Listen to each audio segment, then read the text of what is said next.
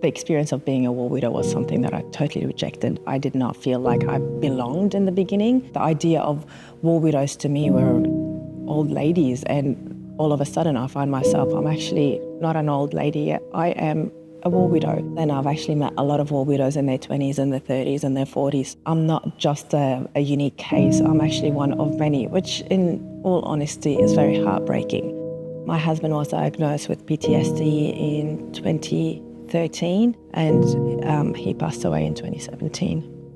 My experience as a family member of a veteran, I would say in a word, is probably one of invisibility.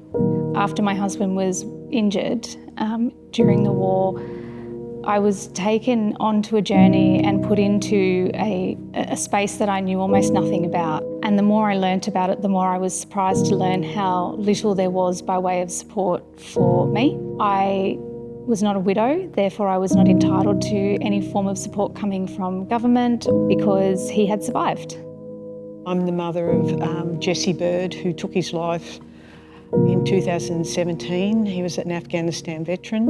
A veteran needs their family and their family needs their veteran. When there's a disconnect, Australian society is poorer for it.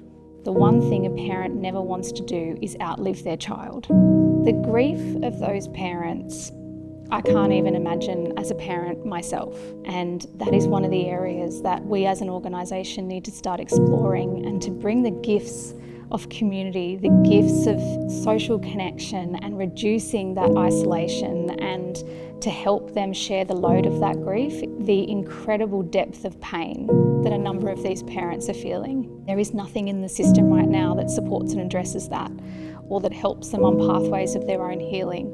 There's counselling, and that's it.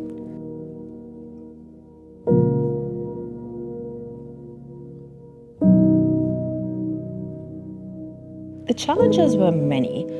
The biggest one for me, due to my husband's service, we actually lived in 7 different locations over a 10-year period. One of the things that I experienced is the lack of community, the lack of belonging.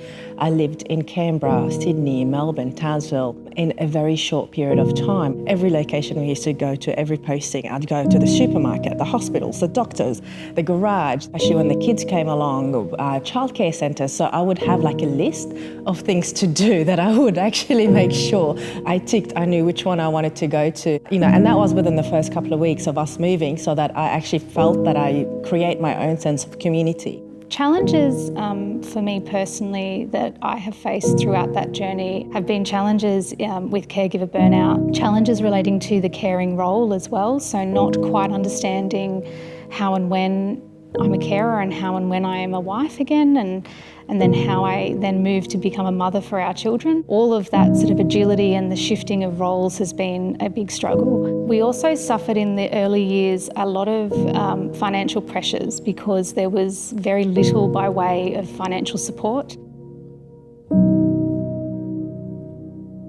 Veteran families are the backbone of the veteran defence system. If you want a veteran to perform at their peak, making sure that the families are looked after is a crucial part of this whole process. When my husband went overseas, he's facing danger, and the last thing I wanted for him is to be worrying about what was happening at home with his wife and kids. I believe it was a significant step made by War Widows New South Wales to rebrand as Families of Veterans Guild. There's a great need for all Australian veterans and their families to feel nationally supported. I feel recognised because of the Guild. Becoming part of this organisation and having that connection back into the Defence Force, back into the government, back into DVA, really enabled me to actually come to terms with my grief, that I actually am not alone, that I am a part of a wider community.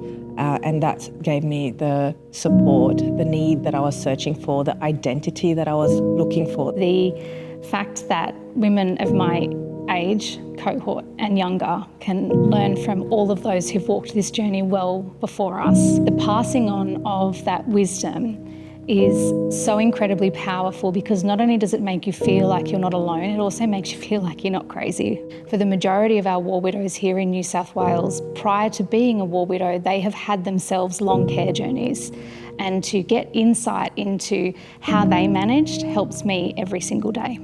A war widow, whether they are a widow of Defence Service, or whether they're a widower, siblings of veterans, parents, spouses, children, they all need support because veterans don't exist in a vacuum. To me, being a veteran family member is an honour. If you are sleeping today in your house, in your bed, with a roof over your head, if you are eating food and you're eating it in peace, understand that comes at a cost. We as the families pay that cost. I will pay that cost for your freedom, for your peace of mind, for your security. But at the same time, I would expect that a sense of community is created.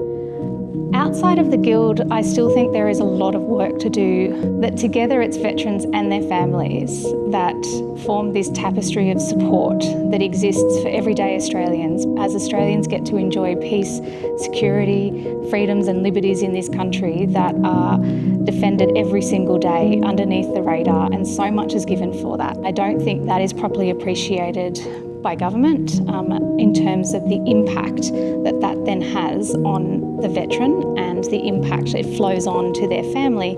They carry that for the rest of their lives. Our veterans sacrifice for their country. They sign up to serve without questions, and sometimes they pay the ultimate price. It was hard seeing my husband, struggle. It's hard seeing my children go through the grief and loss of their dad not being there with them, not being there at their important parts in their lives. It's not a situation that I would wish on any family, but if it has to happen, I'm glad that we are doing it because it means we have peace, and sometimes peace does come at a cost.